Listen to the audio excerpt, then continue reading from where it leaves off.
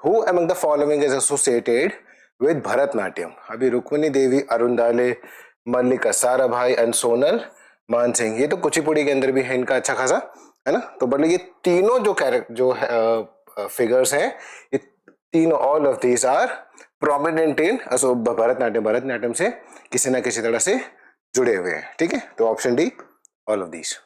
Pennisetum cetaceum is a perennial ornamental bunch. Perennial मतलब throughout the year bunch grass with attractive purple or green flowers. It is known for its invasive nature. Invasive nature मतलब बीट की तरह उगती रहती है, ठीक है। It is fire adapted coloniser that readily outcompetes native plants and rapidly reestablishes after burning. जलने के बाद भी बहुत जल्दी रीएस्टेब्लिश हो जाती है। It is commonly known as fountain grass, है ना। फाउंटेन ग्रास जो होती है, अभी ब्रोम ग्रास तो ब्रोमस फैमिली, ब्रोमस स्पीसी की है, इसमें नहीं। और जो बर्मुडा ग्रास एंड जोएसिया है वो मेनली ये तो टर्फ ग्रास है, ये टर्फ एंड लॉन के लिए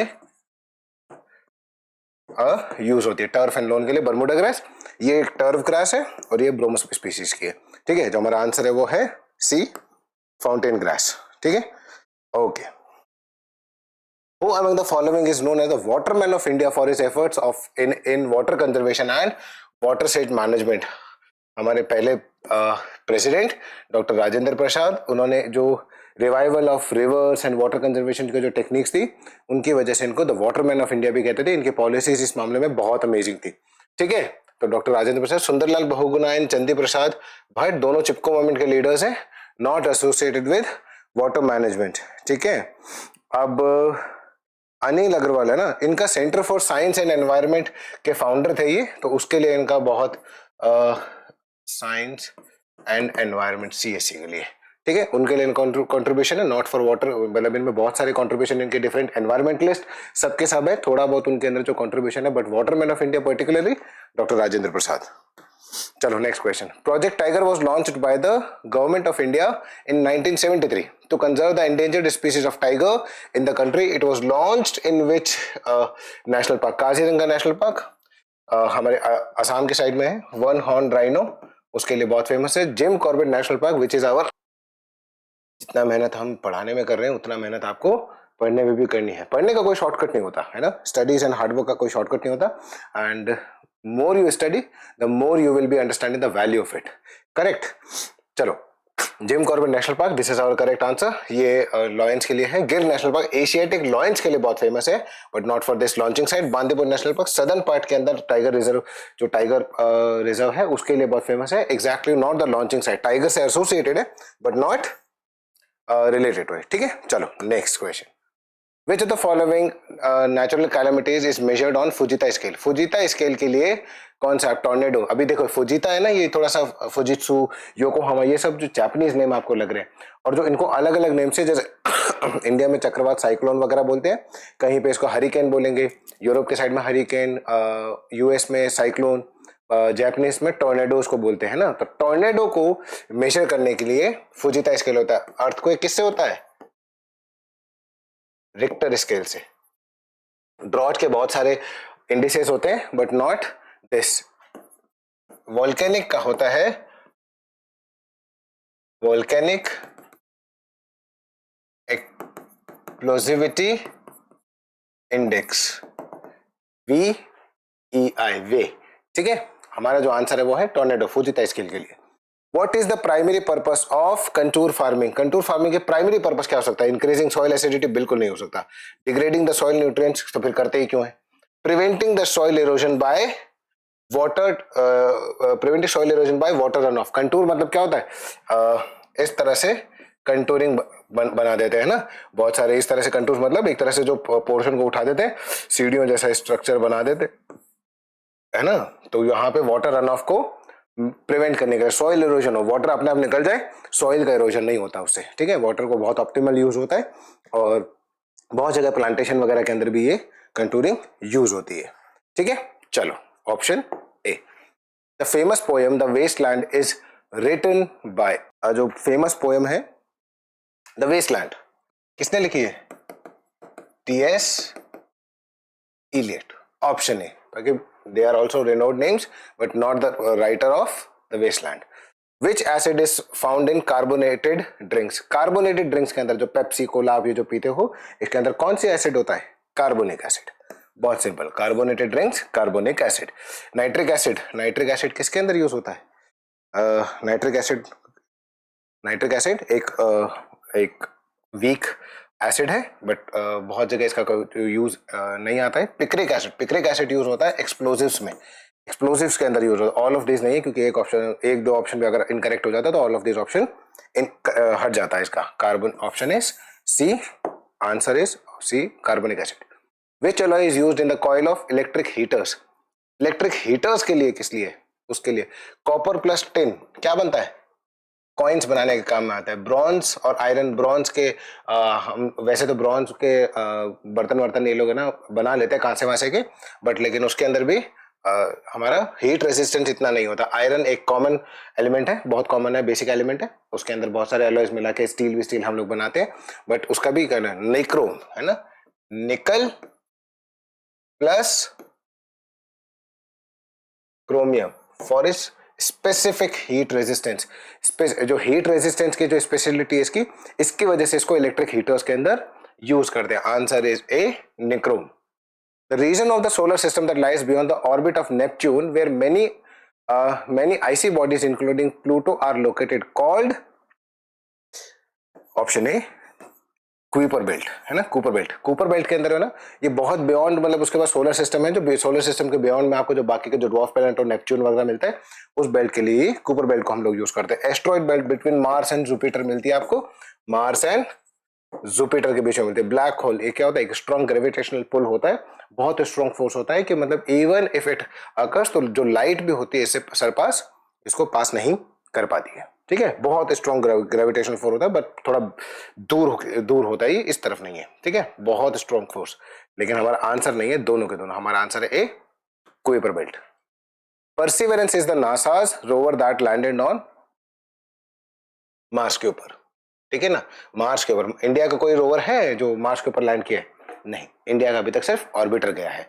रोवर और जो प्रज्ञान रोवर नहीं, विक्रम लैंडर और प्रज्ञान रोवर और विक्रम लैंडर है वो मून के जो डार्क साइड है उसके ऊपर गया था। Chandrayaan 2 was not, it was 98%, 95-98% successful, बस जो लैंडिंग पार्ट है उसमें थोड़ा सा इशू हो गया था, कम्युनिकेशन टूट गया था 2 किलोमीटर पहले लैंड होने से। ठीक है, तो वो एक मतलब इट्स नॉट अनसक्सेसफुल मिशन, हमारा ऑर्बिटर गया था, बहुत सारी चीजें हमें पता चली, जो उसके बाद जो चंद्रयान 3 था अगस्त 23 आई गेस उसमें वो सक्सेसफुल हो गया था। ठीक है, तो option is Mars. The Strait of Malacca is a narrow waterway which runs between the Indonesian islands of Sumatra to the west and peninsular Malaysia and extreme southern Thailand to the east. Which two water bodies are connected by this strait? Strait of Malacca, India का map है, यहाँ पे आपको Andaman and Nicobar islands मिलते हैं, यहाँ पे आपको इंडोनेशिया मिलता है। जो ये जो नैरो स्ट्रेट है यहाँ से यहाँ पे मिलता है आपको साउथ चाइना सी। ठीक है, यहाँ पे मिलता है आपको अंडमान सी। तो ये जो स्ट्रेट है इनके बीच में था Andaman sea and south China sea Pacific ocean के अंदर, तो मेनली वो पैसिफिक ओशन के पास है, ये इंडियन ओशन का पार्ट है। तो इन दोनों के बीच में आपको मिलता है strait of Malacca which is choke point for, major choke point for China. अगर वो ब्लॉक कर दिया जाए तो चाइना का 90% ट्रेड ब्लॉक हो जाएगा वहीं से। दैट्स व्हाई वो सिल्क रोड और जो सिल्क रूट वगैरह बनाना है उसको, स्ट्रिंग ऑफ पर्ल्स वगैरह, वो इसीलिए बनाना है उसको। चलो, रेड सी एंड उसका इससे कोई लेना देना नहीं है, नेक्स्ट ऑप्शन से। चलो अगला करते हैं।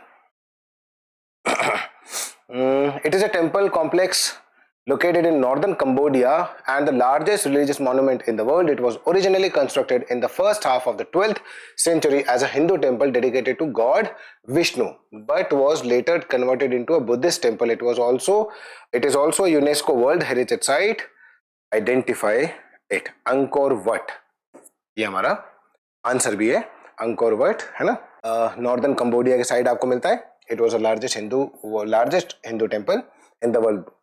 बोरोबुदु टेम्पल लार्जेस्ट बुद्धिस्ट टेम्पल आपको है ना, बुद्धिस्ट टेम्पल मिलता है। कहां मिलता है ये? इंडोनेशिया के अंदर, है ना। Shwedagon pagoda, not the largest but ये म्यांमार में आपको ये मिल जाएगा। पार्थेनॉन के बारे में हमने पहले भी किसी वीडियो के अंदर बात की है, शायद किसी और क्लास की, but if you want to say it you can see. ये बहुत एंशिएंट सिटी टेम्पल था, सिटी था, उसमें टेम्पल कहाँ मिलता था आपको? एथेंस के अंदर, है ना, एथेंस ग्रीस। चलो option is A. In which continent is the highest waterfall in the world Angel Falls located? अभी एंजल फॉल्स आपको कहां मिलता है, इट इज आस्किंग। अभी आपको कहां मिलेगा एंजल फॉल्स? एंजल फॉल्स आपको मिलेगा सदर्न अमेरिका के अंदर, ठीक है ना, सदर्न अमेरिका के अंदर। Southern America, option yes, option B. Africa आपको it is famous for Victoria falls. Northern America आपको पता ही है ना, आपको नियाग्रा फॉल्स मिल जाएगा, बट हमारा ऑप्शन है B, southern America, south America. Which Mughal empire was defeated by Sher Shah Suri? शेर शाह सूरी को किसने हराया था? डिफीटेड बाय शेर शाह सूरी ने किसको हराया था? I am sorry, Babur. Babur was founder of Mughal empire. Akbar Humayun का बेटा, बट शेर शाह सूरी से हारने वाला था हुमायूं। उसके बाद अकबर ने अपना राइन एस्टेब्लिश किया था। Later Mughal king Aurangzeb, not related to this question. Sells good at a higher price than others in the chain market? अभी प्रोसेस क्या है, रॉ मटेरियल को लाया, मैन्युफैक्चरर उसको बनाता है, मैन्युफैक्चरर होलसेलर को देता है, होलसेलर रिटेलर को देता है, वो अपना प्रॉफिट ऐड करके उसके अंदर जो नेक्स्ट मार्केट चेन है उसके अंदर बेचता है। तो हमारा ऑप्शन है रिटेलर। प्रोड्यूसर तो बनाता है, होलसेलर इसके बाद वाला प्रोसेस है, कम मार्जिन पे लेकिन बल्क में देता है ना। इन द चेन मार्केट के अंदर हायर प्राइस के अंदर जो बेचने वाला आता है वो होता है retailer. None of this, definitely not an answer. चलो, the Italian phrase fiasco is commonly used in English language, what does it mean in English? Fiasco. Fiasco means a total disaster or a complete failure. Option D, huge success. इसका quite opposite है ना? Not these options. These two options are not there. Which of the following is the smallest flowering plant? Smallest flowering plant के बारे में बात कर रहा है। अच्छा, ओपोन्चिया ये एक तरह का prickly pear cactus है, नॉट द स्मॉलेस्ट, है ना। Wolffia, yes, Wolffia is the smallest flowering plant. Utricularia भी एक तरह का जो कार्निवोरर जो प्लांट ही है, बहुत स्मॉल होता है बट नॉट द स्मॉलेस्ट, है ना। थाइमस वल्गारिस, कॉमन थाइम जो होती है, थाइम है ना, स्पाइसेस में हम लोग यूज करते हैं, जो ऐसा स्पाइस यूज करते हैं, कॉमन थाइम, इसको थाइमस वल्गारिस बोलते हैं। वल्गारिस मतलब होता है मोस्टली बड़ा। चलो नेक्स्ट करते हैं।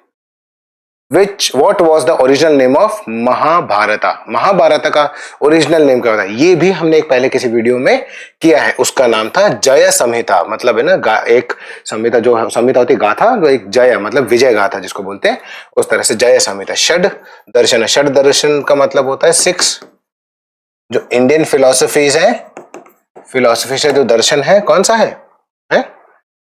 न्याय वैशेषिका, योगा में सांख्य योगा और अद्वैत वेदांत, है ना, मीमांसा और अद्वैतास। तो ये जो 6 षड दर्शन, इसको 6 को मिला के हम लोगों को मिलता है। गीत गोविंद किसने लिखी थी? जयदेव ने लिखी थी, but not related to this. युद्ध शास्त्र एक कॉमन नेम होता है, जो एक द बुक ऑफ वॉर एक तरह से आप लोग इसको बोल सकते हो, but not related to this, not related to Mahabharata. उसको जय संहिता ही हमेशा बोला जाता था। The painting shown in the given picture is the traditional folk and tribal art of Maharashtra, identify इट। मधुबनी, मधुबनी आप आएगा तो वहां पे एक जगह भी है जो है बिहार के अंदर, तो उसकी पेंटिंग में उसमें माइथोलॉजिकल फिगर्स आपको और बहुत दिखते हैं, है ना। Madhubani painting is very famous. ये जो पेंटिंग है वो है वर्ली पेंटिंग, और वर्ली भी वहां पे एक एरिया भी है महाराष्ट्र के अंदर। मुंबई के अंदर भी जाओगे तो वर्ली आपको इलाका मिलता है, तो आप उससे भी अंदाजा लगा सको। पत्तचित्र, पत्तचित्र आपको कहां मिलेगा? ओडिशा और बंगाल के अंदर ये आर्ट आपको कॉमनली देखने को मिलती है। कालीघाट मोस्टली कोलकाता, वेस्ट बंगाल कालीघाट, है ना, आपको वहां पे ये आर्ट मिलती है। हमारा जो आंसर है वो है B Warli. Which of the following animals releases venom through its microscopic barbed stringers on its tentacles? अच्छा, ऑक्टोपस कहां से करता है? अपनी बीक, एक तरह की चोंच होती है, उसकी चोंच लाइक स्ट्रक्चर होता है, उसके अंदर कोरल स्नेक और ब्लैक मामा दोनों के दोनों स्नेक है ना। जो दोनों के दोनों स्नेक है तो मतलब उनके तो फैंग्स होते हैं, वेनमस फैंग्स होते हैं, उससे वो अपना रिलीज, उसको बाइट करते हैं, उसमें रिलीज कर, जब अपना वेनम रिलीज कर देते हैं। ठीक है, तो हमारा आंसर है जेलीफिश। स्ट्रिंगर्स लगे होते हैं, कांटे से लगे होते हैं उनके टेंटिकल्स के अंदर जेलीफिश के, उससे वो रिलीज कर देते हैं। ठीक है, चलो, Dada Saheb Phalke award is India's one of the highest award given for outstanding contribution in the field of, cricket के अंदर नहीं है, ट्रेडिशनल डांस लिटरेचर के अंदर नहीं है, इसमें तो साहित्य अकादमी अवार्ड वगैरह उस तरह से आ जाते हैं, है ना। सिनेमा के अंदर दादा साहब फाल्के अवार्ड दिया जाता है। क्रिकेट के अंदर इंडिया का हाईएस्ट अवार्ड तो आईपीएल होगा, बाकी वर्ल्ड का वर्ल्ड कप है ही। चलो next, which is the largest fully seated hockey stadium in the world. अभी लार्जेस्ट फुल्ली सीटेड सारे के सारे मतलब खड़े रहने की जगह ही नहीं रखी उन लोगों ने, इतनी है लार्जेस्ट फुल्ली सीटेड, मतलब बैठने की पूरी जगह उनको मिल जाएगी पूरी दुनिया के अंदर। Birsa Munda international hockey stadium Rourkela के अंदर आपको ये स्टेडियम मिल जाता है। इतना ही याद रखने की नीड है, इससे ज्यादा आपको उसमें याद रख भी नहीं पाओगे। ठीक है, नेक्स्ट क्वेश्चन देखिए। Okay, identify the योगासना shown in the given picture. अर्ध चक्रासन, अर्ध चक्रासन तो एक तरह से पूरा आप उल्टा हो गया इस तरह से ले जाते हो, ये इस तरफ आपकी पीठ है तो ये है ना। वृक्षासना, वृक्षासना जैसे ये है, अब इसी को अगर हाथ ऐसे ऊपर करके ऐसे पूरा जोड़ लोगे तो वृक्षासना बन जाएगा, है ना। उत्काटसना, उत्काटसना एक दूसरी तरह का आसन है, नॉट रिलेटेड टू दिस, इस तरफ वो इस साइड होके होता है। दिस इज आवर गरुड़ासना, मतलब गरुड़ जैसा आसन, गरुड़ मतलब एक तरह से ईगल का पोजिशन होता है। ठीक है, तो दिस इज गरुड़ासना। चलो नेक्स्ट क्वेश्चन देखते हैं। What is the diameter of a standard basketball hoop ring? जो बास्केटबॉल जिसमें अंदर बास्केट करते हैं ना, वो ऐसे जो लगा हुआ रहता है, उसका जो यहाँ पे आपका मैश लगा होता है ना, ये जो रिंग पूछ रहा है उसका साइज कितना होता है, उसका साइज होता है 18 इंचेस। उसका डायमीटर, नॉट उसका रेडियस, है ना, रेडियस तो हाफ हो जाता है, डायमीटर इज 18 सेंटीमीटर। चलो, with which sports are the term bump and spike associated, है ना।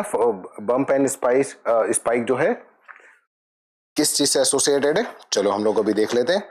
अब ये दोनों जो है ये एसोसिएटेड है हमारा वॉलीबॉल गेम से।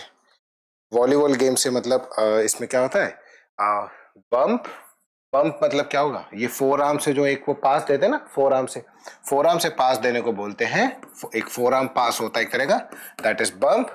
और जो ये एक तरह का अटैक हिट होता है ना, अटैक हिट को बोलते हैं हम लोग spike.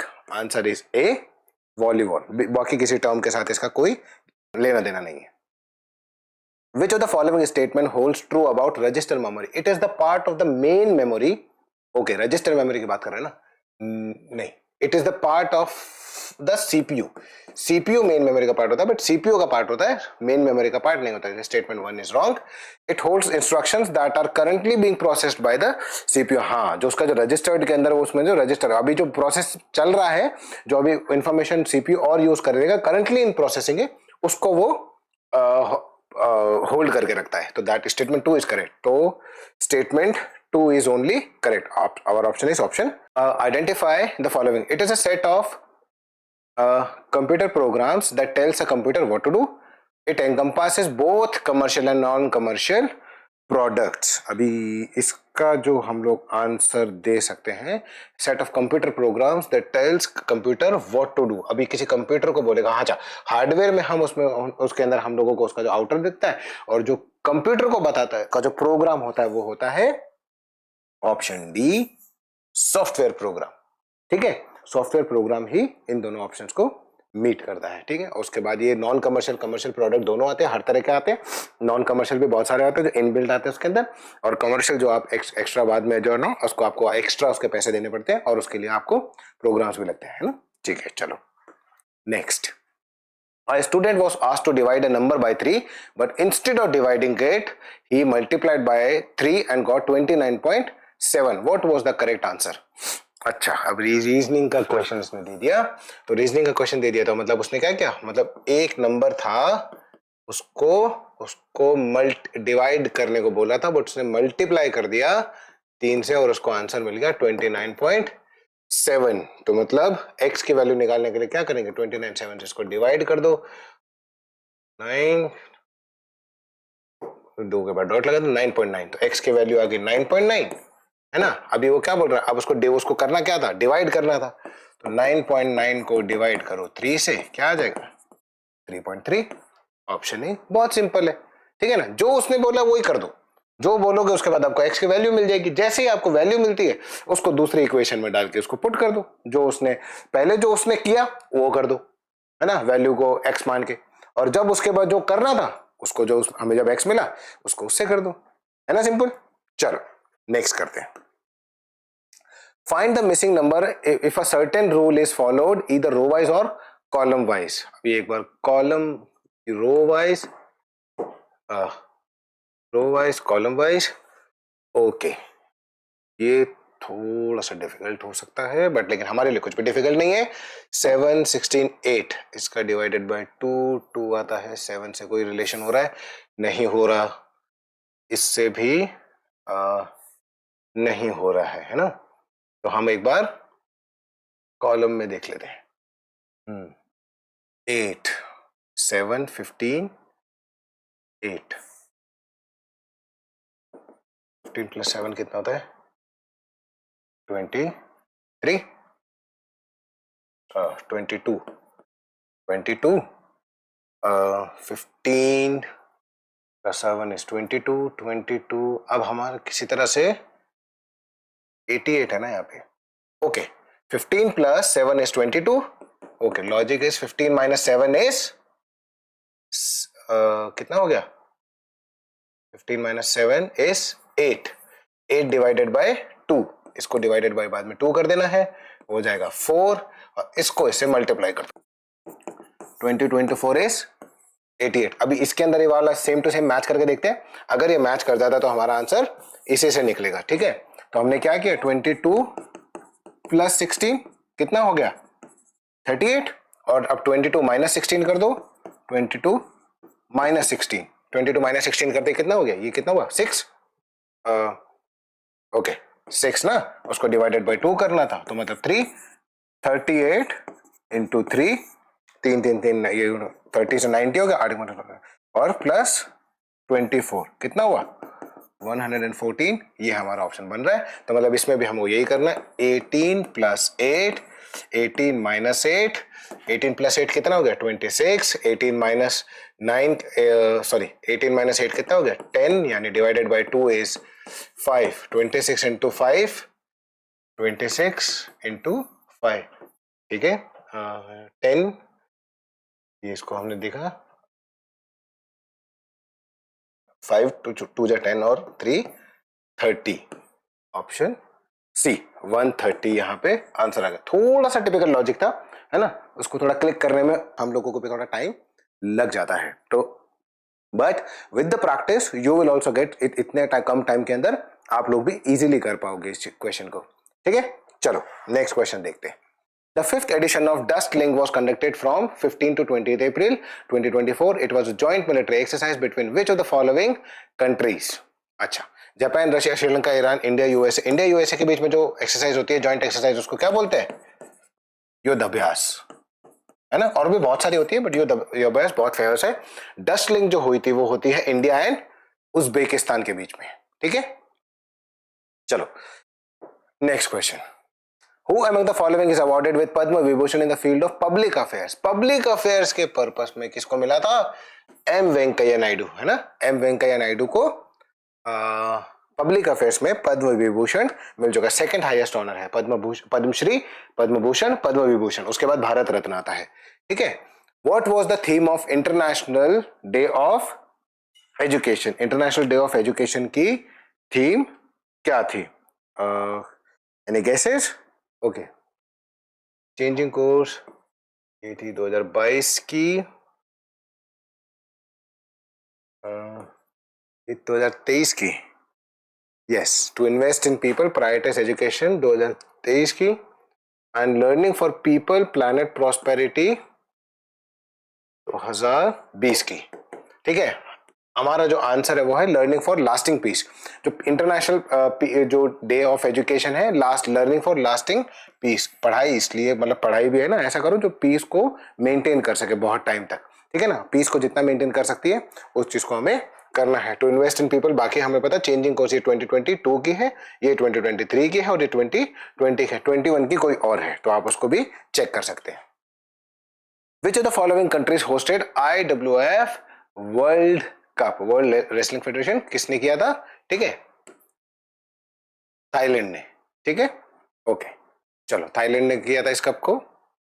What is India's rank in world cyber crime index? अभी साइबर क्राइम इंडेक्स के अंदर इंडिया की रैंक क्या है यार, ये थोड़ा सा मतलब कहते हैं ना थोड़ा डिसअपॉइंटिंग क्वेश्चन है, इसमें ज्यादा रैंक नहीं आनी चाहिए, है ना, जितना ज्यादा रैंक होता है उतना ही नुकसान वाला है। इंडिया का रैंक है 10th, है ना, बहुत ज्यादा साइबर क्राइम साइबर फ्रॉड्स होते हैं और पूरा वर्ल्ड मतलब हम लोगों को जो कुछ लोगों की वजह से, और बहुत मिनिमल है, मैं बता रहा हूँ ये 0.001% भी लोग नहीं होंगे इंडिया के, बट लेकिन उनकी वजह से जो प्रॉब्लम होता है बहुत बुरे भयानक लेवल मैसिव लेवल पे होता है इंडिया के इमेज को। तो मेक श्योर मैं अपनी जो फेडरल एजेंसीज वगैरह हैं, जो मेरे बीएसएफ के ब्रदर्स हैं, I was in BSF, paramilitary के जो जी ब्रांच है, इंटेलिजेंस ब्रांच है, उनके जो उन सोल्जर्स हैं जो जितने भी ऑपरेटर्स वगैरह हैं जो ऑपरेट कर रहे हैं, बाकी इंडियन आर्मी और जितने भी एजेंसीज है, कम से कम ये चीज बंद करो कि किसी का जो मेहनत का पैसा जस्ट एक बटन के क्लिक वगैरह से इस तरह से इतना बड़ा फ्रॉड ना हो जाए कि वो अपना सारा पैसा गवा दे, और इवन बाहर के लोगों के साथ भी ये चीज ना हो। जो इनको प्रोटेक्शन देता है गिव देम हार्श पनिशमेंट्स, ठीक है। चलो नेक्स्ट क्वेश्चन देख लेते हैं। Who is the current lieutenant governor of Puducherry? Puducherry के लेफ्टिनेंट गवर्नर कौन है? कुनिल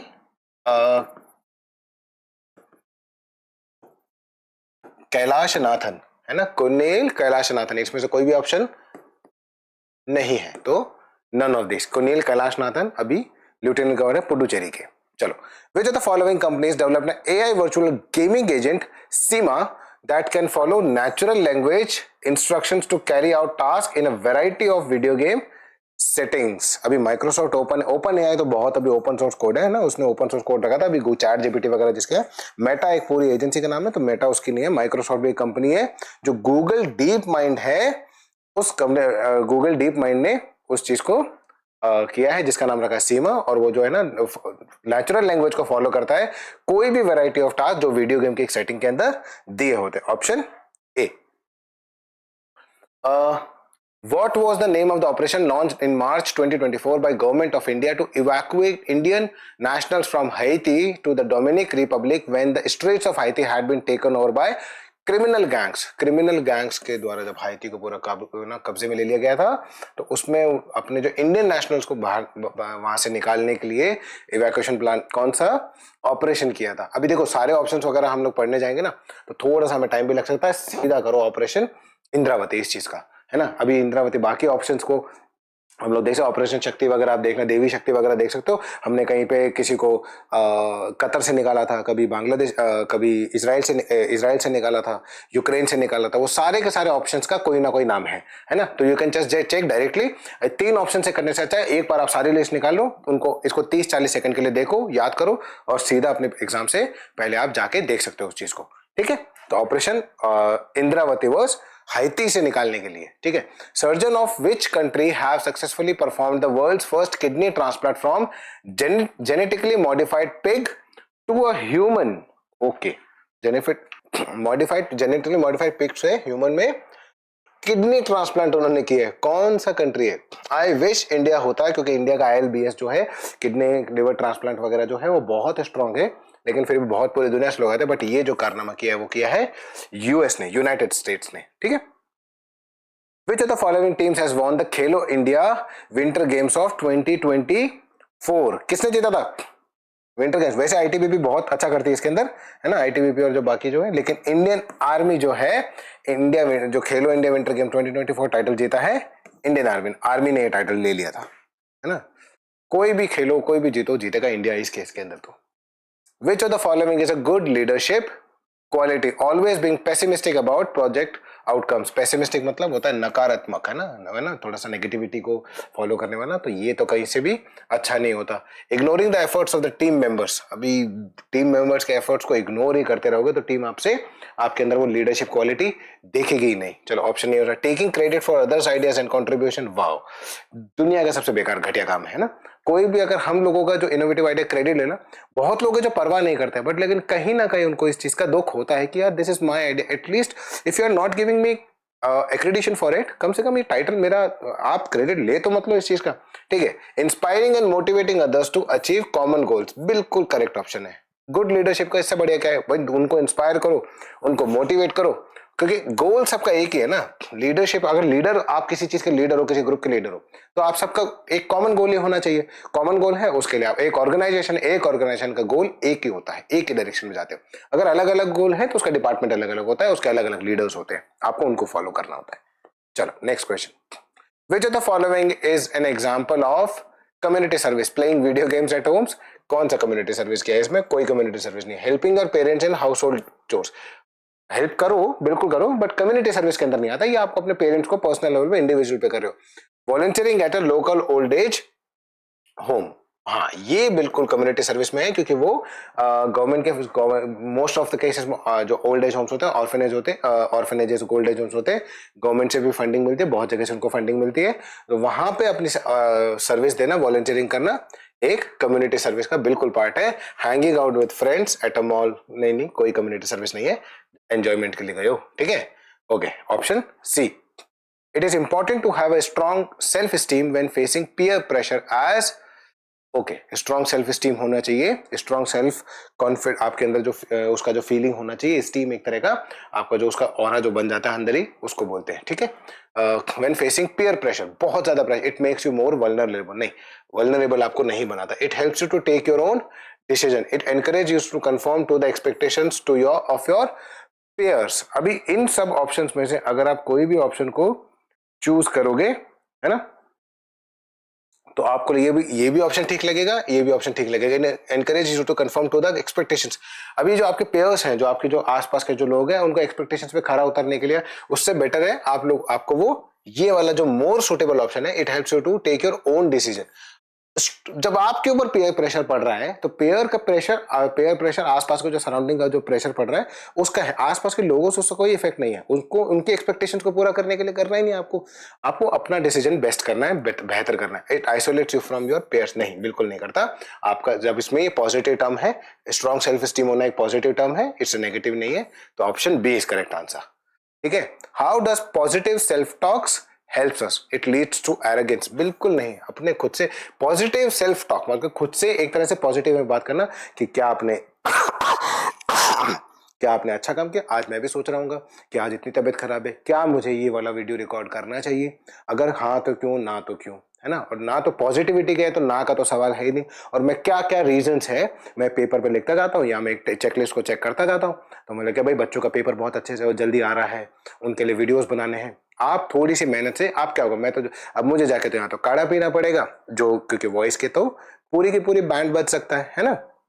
लेकिन उसका जो पॉजिटिव आउटकम्स है, आप लोगों को उससे कितना बेनिफिट हो जाएगा, उस सिर्फ मेरे एक थोड़ी सी ज्यादा एफर्ट लगाने से, है ना। मैं तो जाके एक चाय पी लूंगा, काढ़ा पी लूंगा या ब्लैक टी पी लूंगा, ठीक है, उससे मेरा थोड़ी देर बाद वॉइस वापस नॉर्मल होने लगेगा। ठीक है, थोड़ा कफिंग है, जाते जाते जाएगा, इसका मतलब ये नहीं मैं, अगर मेरी कफिंग को जाने में 7 दिन लग गए तो मतलब इसका मतलब ये नहीं है मैं अपने आप से बात करते समय कि नहीं मेरा इसमें सेल्फ इंटरेस्ट इस तरह का है, सेल्फिश इंटरेस्ट होंगे तो मैं उस चीज को फॉलो करूंगा। आपको भी इसी तरह से पढ़ाई पे ध्यान देना है। थोड़ा सा आप बीमार होते हो, बिस्तर में चले जाओ, थोड़ा सा अगर मेडिसिन वाले डॉक्टर को प्रिस्क्राइब करके मेडिसिन ले लो और पढ़ाई करो, क्योंकि एग्जाम किसी के लिए नहीं रुक सकता, ठीक है।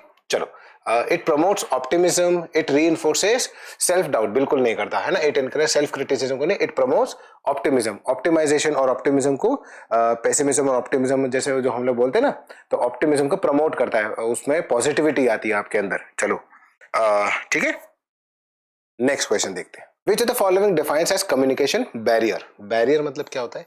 एक तरह का हर्डल, एक तरह की रुकावट या बैरियर, एक तरह का बैरियर होता है, हर्ड, एक I am really sorry for that,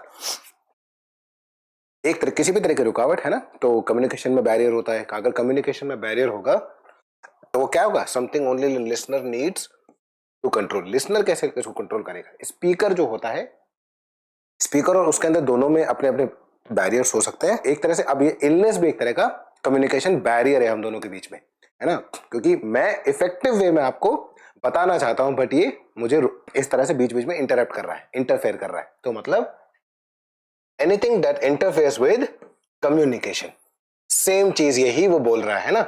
कोई भी कम्युनिकेशन बैरियर हो सकता है, वो आप दोनों के बीच में रेसिपिएंट एंड पे भी हो सकता है, और जो ट्रांसमीटर एंड है उसके, ट्रांसमिशन एंड है उसके ऊपर भी हो सकता है। जो ट्रांसमीटर है और जो यहाँ प्रोवाइडर है जो कम्युनिकेशन कर रहा है, और जो लिसनर है, उन दोनों के बीच में, स्पीकर और लिसनर दोनों के अंदर हो सकता है। कोई सुनना ही नहीं चाहता और कोई ढंग से बोल नहीं पा रहा है। ड्यू टू मतलब ये मेरी इच्छा नहीं है, मैं I want to give you best. अब ये लेकिन जो मजबूरी थोड़ा सा उस तरह से हो रही है कि I am not able to speak to you with proper communication, जो एक बेस्ट इफेक्टिव कम्युनिकेशन होता है। फिर भी हम trying, I guess I am trying my best. तकलीफ तो होगी, अभी इतना कंटिन्यू वीडियो है, सोच के देखो, है ना, बीच में हम लोगों को इतना ब्रेक ब्रेक इस चीज में ब्रेक नहीं होता है, और ब्रेक नहीं होने से मतलब हम लोगों को कंटिन्यू इतने टाइम के लिए बात करनी पड़ती है। तो इसमें बीच में इंटरफेरेंस हो रहा है ना, बीच बीच में आपको भी सुनने में अजीब सा लग रहा है कि भाई बार बार इस तरह से कफिंग हो रही है, तो वो इंटरफेयर कर रहा है बीच में। चलो option B, match the following, match the columns and select the best option from the given codes. Okay ठीक है, फ्लाई ऑन द वॉल, अब ये क्या है, कॉलम इडियम है और इसका मीनिंग बताना है हमको, है ना।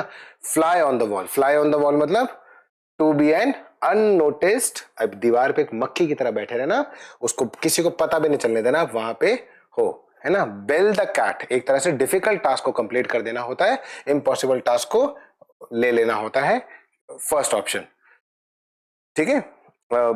आउट ऑफ द वर्ड्स, अचानक से, है ना, टू परस्यू अनरियलिस्टिक मतलब आउट ऑफ द वर्ड्स जो है एक तरह से हम लोगों को जो बोलेंगे हम लोग, to pursue unrealistic goals, unrealistic goals को परस्यू करने को हम लोग बोल देते, नहीं, अनरियलिस्टिक गोल्स को no longer in danger, out of the words मतलब अब आप खतरे से बाहर हो, वर्ड्स मतलब एक तरह से वो जंगल को लेता है, फॉरेस्ट को लेता है, और उसी को वो बोलते हैं कि आउट, अब now you are out of the woods मतलब अब आप खतरे से बाहर हैं, अब जंगल में आप खुले मैदान के अंदर हैं, आपको इतना खतरा नहीं है। और इसके बाद chase rainbows, to pursue unrealistic goal, अभी रेनबो को करते रहोगे, पहुंच भी जाओगे तो वहां पे आपको कुछ नहीं दिखेगा, रेनबो ऐसा नहीं आप कलर वलर पकड़ के ले आओगे। तो क्या हो गया इसका आंसर, ऑप्शन सी, ठीक है। चलो, academy awards for the first present in 1929, बिल्कुल करेक्ट ऑप्शन है, स्टेटमेंट करेक्ट ऑप्शन ही पूछ रहा है ना, correct. The movie Avatar holds the Guinness book of world records for the most Oscar wins, नहीं, Ben-Hur, Titanic, Lord of the Rings, इन सब के लिए है नॉट अवतार, तो ये second option is not correct. Katharine Hepburn was an American actress who has won the most Academy Awards for acting. This statement is actually correct. The first Indian to win an Oscar is A.R. Rahman. नहीं, भानु, ये हमारे किसी और video में भी आया है, I guess 1952 के अंदर इनको सबसे पहले ऑस्कर मिला था, नॉट ए आर रहमान। तो option 1 and 3 is correct, option 1 and 3, ठीक है, option 1 and 3 correct, option 1 and 3, 4 and second is incorrect. चलो next, okay, read the given paragraph and select the option which correctly fills the blank. All right, will see. बीच में इन्होंने इस country का नाम दिया हुआ है ना, तो वो हम कर लेते हैं। उसमें क्या है, there are UNESCO World Heritage Sites in India as of 2023. It is the country with the most World Heritage Sites in the world. That सबसे ज्यादा की बात कर रहा है, सबसे ज्यादा है इटली के अंदर, सबसे ज्यादा इटली के अंदर। अब इटली है 2 ऑप्शन के अंदर, बट लेकिन with the total number of this much side, number पे पूछ रहा है, एक की जगह 59, एक की जगह 48, 50 डालिएगा तो हाईएस्ट नंबर यहाँ पे दिख रहा है ना, तो मोस्ट प्रोबेबली ये आंसर हम इसको लगा सकते हैं, है ना। अभी देख लेते हैं इंडिया के जो अंदर है वो कितनी है UNESCO sites, 42, 42 Italy and 59 is our answer. Read the given statement carefully and select the correct option. The marks scored by a student in 5 exams, 80, 75, 90, 80 and 85. The mode and median of given data are 80 and 85 respectively. अच्छा, the mean of first 6 natural numbers is 3.5. First 6 natural numbers पहले कर लेते हैं, 1 plus 2 plus 3 plus, ठीक है, करके देखो कितना होता है, कितना होता है, 1 plus 2 plus 3 plus 4 plus 5 plus 6 is equal to 15, ठीक है। 15 को नहीं, ये क्या पूछ रहा है, मीन पूछ रहा है ना, 1 into 2 into 3 into 4 into 5 into 6 divided by 6,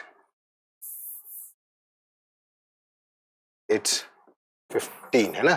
first 6 पूछ रहा है, ओके, फर्स्ट 6, 15 plus 6, 15 plus 6 कितना होता है, 21 डिवाइडेड बाय 6 3.5 6 कम से कम 18 3 उसके बाद 30 5 3.5 करेक्ट है ना। फर्स्ट 5 इज 15 है ना। 1 plus 3 1 plus 2 plus 3 plus 4 plus 5 is 15 और 15 प्लस 6 इज 21 ठीक है। टोटल नंबर ऑफ कितने हैं 6 है ना। तो 21 divided by 6 is 3.5। This statement is correct. I got a little bit confused but now it's okay ठीक है। अभी फर्स्ट वाले को देख लेते हैं वो कितना करेक्ट है। तो 80 75 कितना क्या क्या बोल रहा है कौन कौन सा नंबर है 80 75 90 फिर से 80 और 85। अब उसका बोल रहा है मोड। मोड क्या होता है जो नंबर फ्रीक्वेंट सबसे ज्यादा फ्रीक्वेंट होता है उसको मोड ले लेते हैं। 2 बार 80 आया बाकी सब एक एक बार आया तो मोड तो 80 करेक्ट है ठीक है ना। This is correct. मीडियन पूछ रहा है अब इसका तो मीडियन लाने के लिए पहले हमें इसको असेंडिंग ऑर्डर के अंदर करना पड़ेगा। तो सबसे पहले आएगा 75 के बाद आएगा 80 उसके बाद 2 बार 80 है तो फिर से 80 उसके बाद आएगा 85 उसके बाद 95। सेंटर में कौन सा है 80 नॉट 85 तो इसका भी आंसर होगा 80। तो ये स्टेटमेंट हमारा रॉन्ग हो गया। Statement 1 is false but statement second is true option D. चलो एक अपना जो है 50th क्वेश्चन आता है।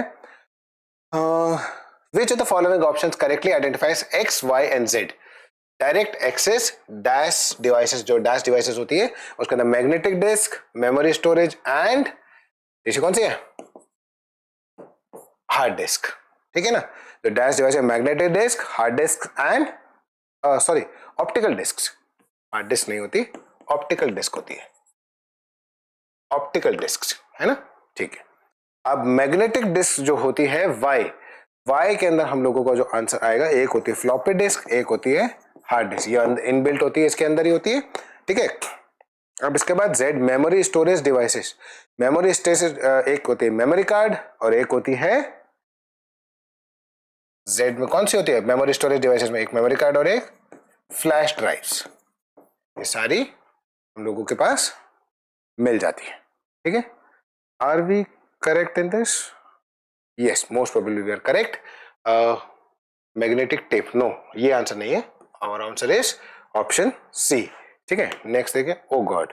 चलो 50 क्वेश्चन कंटिन्यू हम लोगों ने इसको कर दिए।